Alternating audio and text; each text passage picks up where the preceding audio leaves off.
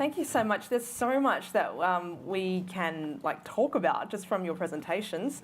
I might leave some time for people to start sending in their questions, but let me just say that firstly, yes, there are arguments around the temperature of the room. Women always feel it differently to men. Yeah, Totally. Yeah. And I was also thinking, Jenny, when you were talking about how we have this people-pleasing urge, I think how much women have this just embedded in us, and how freeing to be like, don't worry about that, just be yourself. That's really exciting. Thank you so much. Can I just start off by asking though, Duncan, when you were explaining how you've got this love languages kind of theme that runs through the architecture of your radio show, is this something that radio programs do, or why do you do it that way? Yeah, no.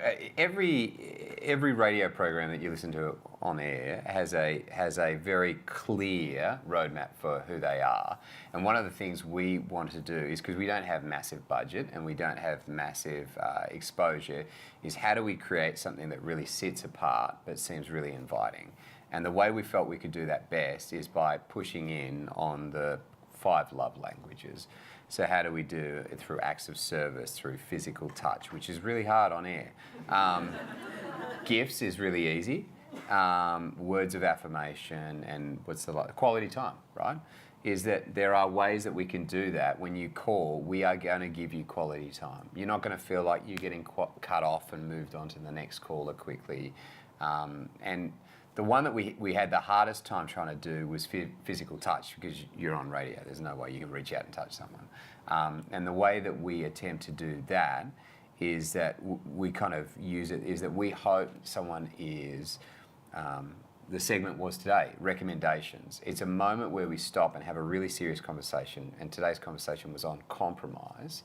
And we're hoping in that moment that we can really touch someone in a way that they go, oh man, I felt that. I felt that because I've lived that. And that's kind of our physical touch segment. So, yeah. Yeah, wow, cool. Let me get both of your takes on this. Making connections in 7 seconds in radio is good. How similar or different is it to make a connection like this face-to-face? And maybe this is something for Jenny. How do you know if you're just doing this to impress others as well? So, first, if you want to comment, either of you, on is it similar, different to doing this face-to-face, the kind of 7 seconds in radio tips you were providing, Duncan? And then Jenny, I suppose, how do you know that you're doing this authentically? I'm concerned that I'm broken, because Jenny was talking about being a chameleon, and my mum refers to me as a chameleon. Oh, right, yeah. But the reason I think I'm like that is because in every conversation I'm trying to have is I'm trying to figure out what makes you tick and talk on that.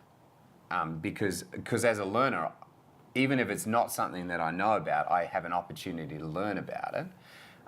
And so I can come across full on, man, I need to wear sunscreen when I meet Duncan.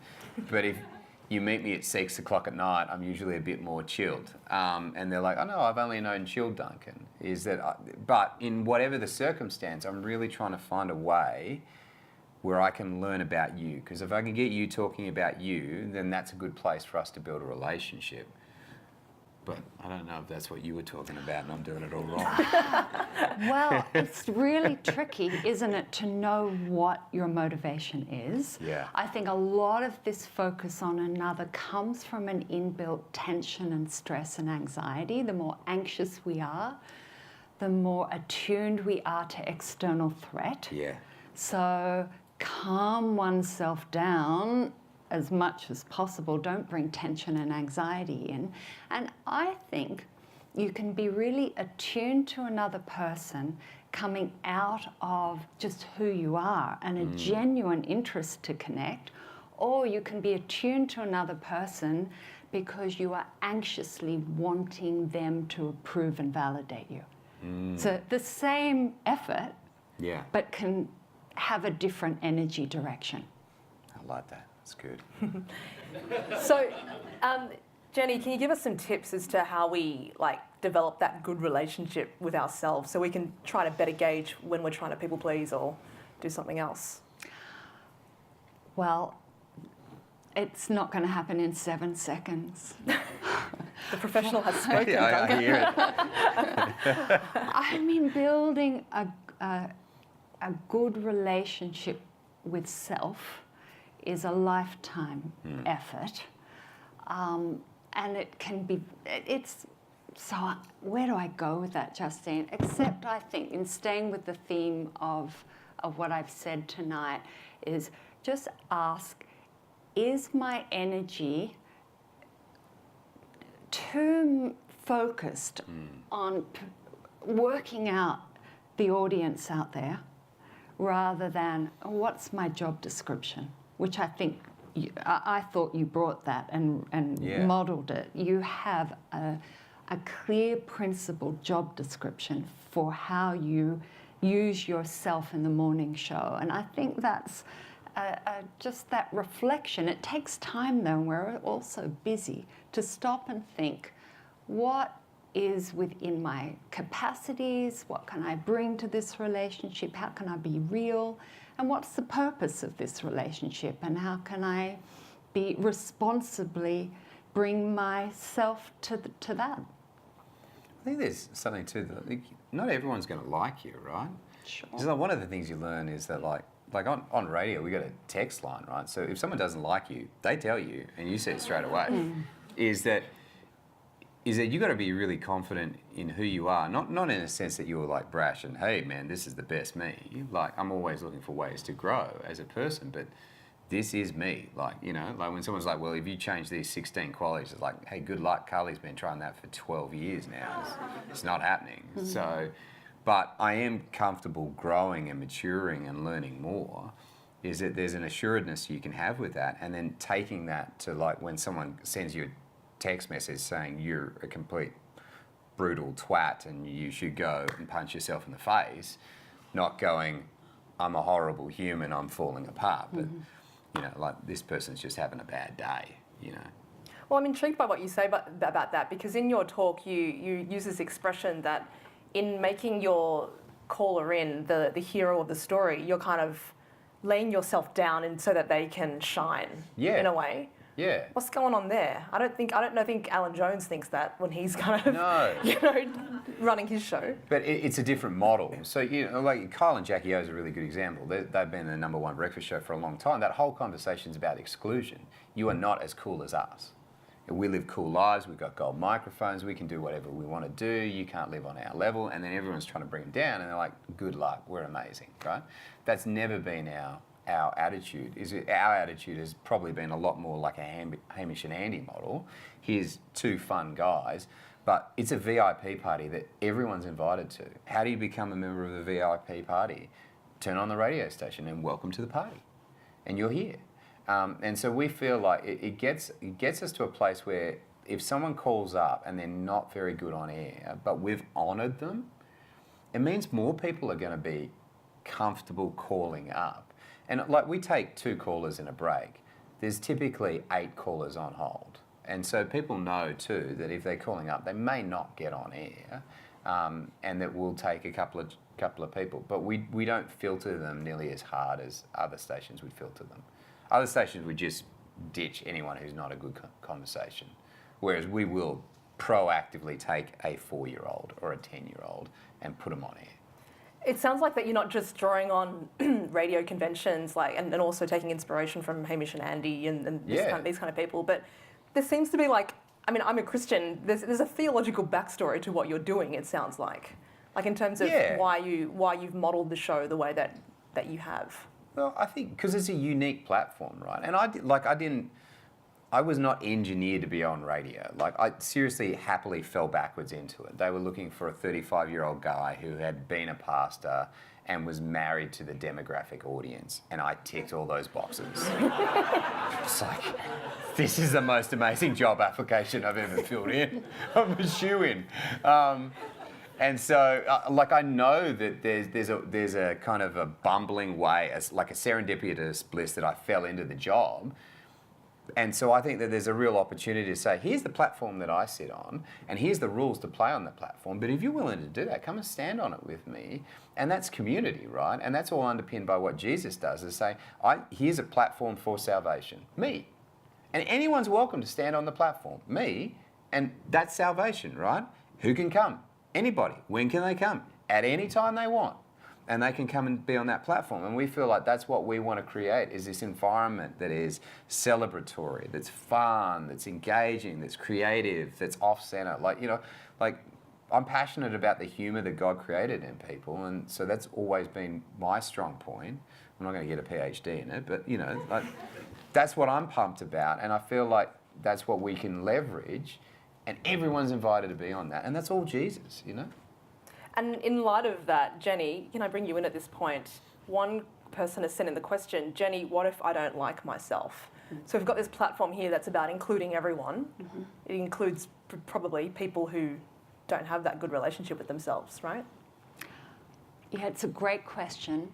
And the conventional wisdom for people who have a lot of self-doubts, don't like themselves, struggle with self-esteem, is to give them lots of affirmation and to try and tell them how they should feel about themselves. It's not the way a family systems approach would tackle that. The difference would be, let's understand how you ended up in a position in your relationships where you are the one who puts yourself down, where others have lifted themselves up. What's the pattern? Let's make sense of it rather than someone try and inject self-esteem into you. So it's a tricky thing to start from that base of self-loathing. It's very, very hard. But in many ways, it's as problematic as self-aggrandizement. It's the flip side of the same coin. It's too much focus on self and not enough on, I'm a human being, I'm part of a network, I can make sense of myself from my relationships, how I got to struggle, and I can, out of that, have more compassion for myself, for those around me who struggled as well, and I think that's a better path. I did share in my talk that just the value, it's a little bit what you're saying as well, Duncan, of for myself as a follower of Jesus, and just the sense of knowing that I am loved and accepted without having to be a certain way, is such a burden lifter. But of course, I work clinically and in training with people of all different faith or no faith positions, and there's still lots of good things that are out there for learning to understand and accept self better. Okay, so can both of you weigh in on the next question then? How can I be my true self on social media? A platform designed to aggrandize, and also to hide yourself and to, put forward a pleasing impression. I had this argument yesterday. You're scanning the files to work out what the... Yeah, I'm just trying to think how to word this well. I don't like how social media makes me feel, because it makes me think about how do I put my best foot forward all the time. And on air, I don't necessarily do that. In fact, sometimes purposely, we will put our worst foot forward to make a point. And I feel like you can't, social media is not like that. It's not designed to be a platform where it's the truest expression of yourself. It's like a human highlight reel. It's like watching Michael Jordan hit game winners. I'm a basketball nut, right? You just an endless barrage of Michael Jordan hitting game winners, and you forget he lost a whole bunch of games as well, and that he missed a whole bunch of game winners, and there was whole series that he was just an abomination in. But you don't stick that up on social media. It's not like clang, clang, miss, fail, because no one's following that. That's not what they want to feel. And so I don't think you can. That would be my argument. I think any relationship platform can be used for good and for ill. Yeah. and to not polarize too much into, oh, we hate social media, ban Facebook or Instagram, or in the other direction, so it's about the extreme polarities that is confusing. And so again, it's thinking not about what are the rules of social media and how can I fit in with what's expected, but how can I use social media from the values and principles that are important to me, and it is possible in social media to, just like in 7 seconds of a radio show, to bring some good in the comments that are posted and encouragement. So just thinking about how to use it well. Do you think that people spend a lot of time thinking about how their values and commitments might shape how they use these sorts of things? I mean, you've both been talking about your faith and how that shapes your thinking about your areas of work, but you know, some people also, many people don't share that same faith as well. So what can you suggest for them? Anything? Well, I'll start on that one because I finished talking about the problems of shouting at people, dogmatism. It's focused on the other. I want you to think like me or believe like me. And I know for myself, my door into my Christian faith is a relationship, not fear, not a message of fear or moralizing. My entry point is getting to know Jesus. And the experience that I had of there is something unique about who Jesus is, and the message to me is deeply personal. And the Gospels are full of that, of Jesus meeting someone like the woman at the well, and she went away and told everyone, I met someone who saw into me, who knew everything about me. And so for me, that's my doorway. I think that's the doorway into a relationship. So in terms of how I post or share faith, it's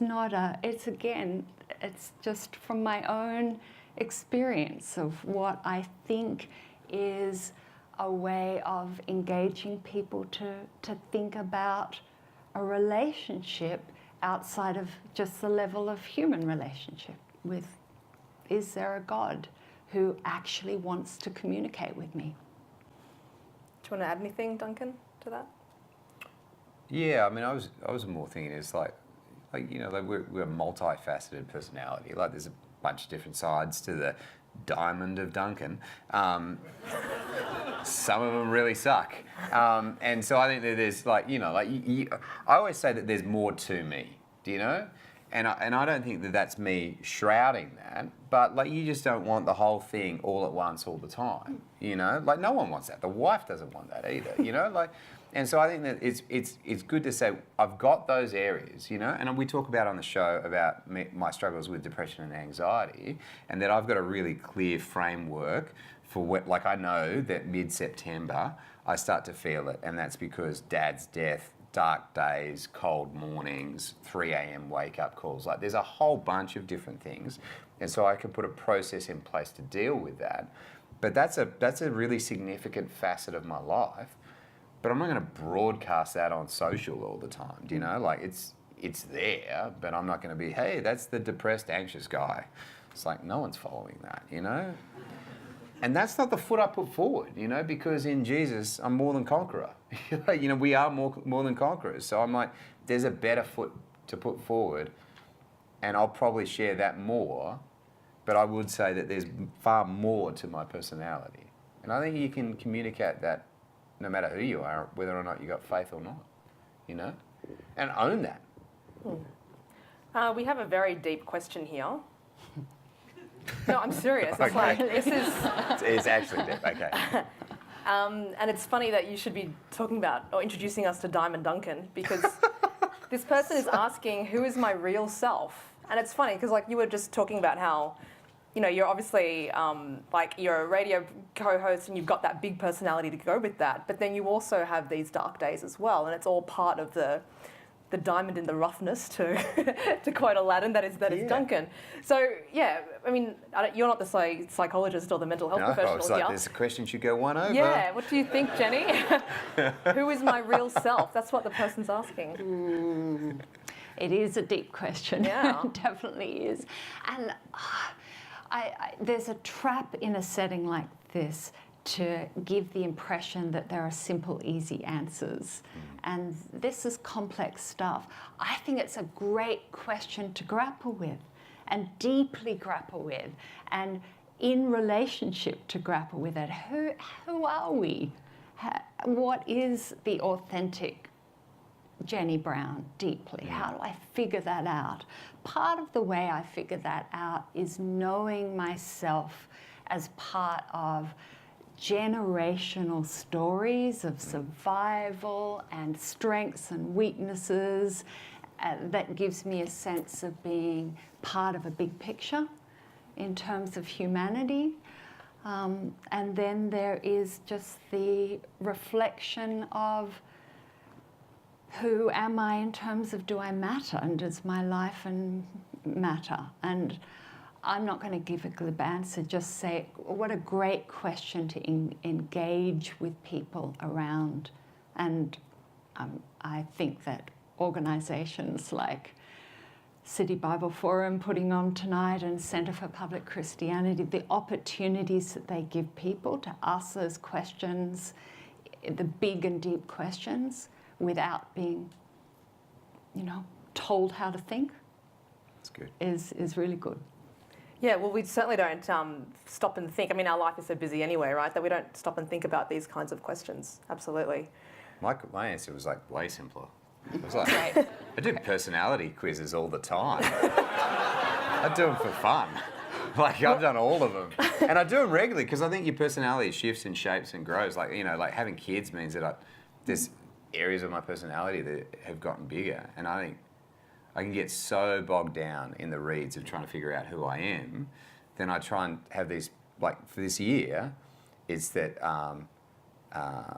that my words might always be gracious and seasoned with salt, so that I might have an answer for anyone who asks.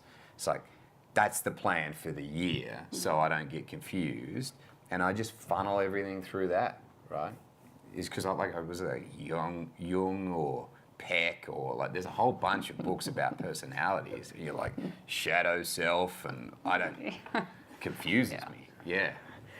Well, a lighter question to follow that one up. Duncan, how do you get to know people at parties? Are you asking people what their Myers-Briggs personality is? If you, I always make loud entrances and soft exits. You come in like a marching band and you leave like a ninja. Smoke bomb out.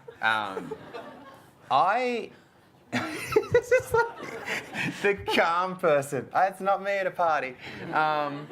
I feel like if it's a party, we're there to celebrate, and I want to make sure that you're having the best time ever. And so I like meeting new people at a party. Like, I really do enjoy meeting a whole bunch of people, hearing a whole bunch of stories, but then it gets really exhausting. And I'm like, wow, okay, smoke bomb out. Which is probably not what I should do, right? I'm going to be in therapy after this. no, that's right. Jenny has a way of doing that to people, I think. Yeah. Jenny, let's ask you this one. How can you pull back from people-pleasing tendencies? Is it possible to change this if it's a long-term pattern in relationships? Well, there is an entry point to change, and that's called observation, not technique. So the starting point is, let's observe myself in different relationships, and how am I different? How do I do the chameleon thing? When am I anxious and get caught up into worrying what people think of me? And we can learn a lot about ourselves by observing. So just say that's the entry point, not a list of 7 ways to change your people-pleasing in a week. Won't work. And I think it's deeply embedded in our human condition to get caught in people pleasing. I don't think there are people pleasers and non-people pleasers. We've all got a bit of it in us. But observation is the starting point. Just observing self in relationship and reaction to others. What do I get caught in where I lose myself through just being so concerned about what the other person expects of me? And that's the platform for a gradual change. Okay. Jenny, you spoke of looking for work. Vivian got the job by doing the wrong thing, right, in your model. So how do you get the job by not trying to impress? This is, you're giving us, you're making us crazy here. Like Yeah, I'm doing enough. everything that we thought was the right thing to do. Yeah, I mean, the message is not to be antisocial and not to Bin the dress deodorant for that appropriately. day. Yeah. And, you know, the basics of social engagement, of eye contact, appropriate handshake, all of that stuff is useful and important in being responsible and turning up according to what the context asks of self. So there's nothing wrong with being well prepared.